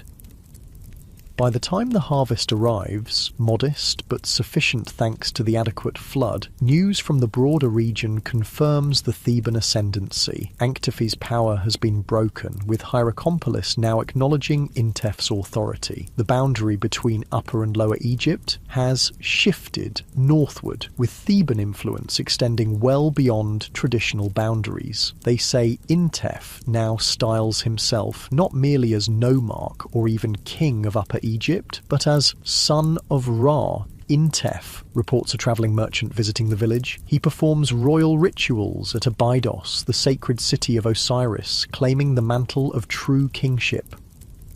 This adoption of full royal titulature and ritual represents another step in the Theban progression from regional power to claimants of legitimate pharaonic authority. By performing ceremonies at Abydos, associated with Osiris and ancient kingship, the Theban rulers connected themselves to Egypt's royal traditions, positioning their rise as restoration rather than usurpation. As autumn deepens, bringing cooler days along the Nile, you find yourself reflecting on the tremendous changes you've witnessed in relatively short time. From the desperate uncertainty of a village caught in the chaotic aftermath of central collapse to the emerging stability under expanding Theban control.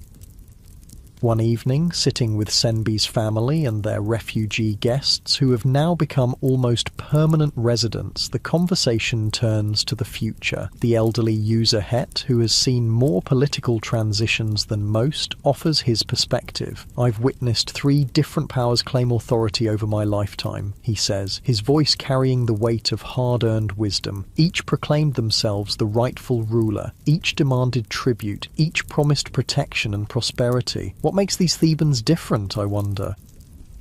They rebuild rather than merely control, suggests Senbi. The administrative outpost, the support for the temple, the efforts to secure trade routes, these go beyond extracting resources. They seek to restore institutions. This observation captures an essential difference between mere warlordism and state rebuilding. The Theban project, which would eventually culminate in the Middle Kingdom's establishment, involved reconstructing governance systems and religious institutions, not simply establishing military dominance.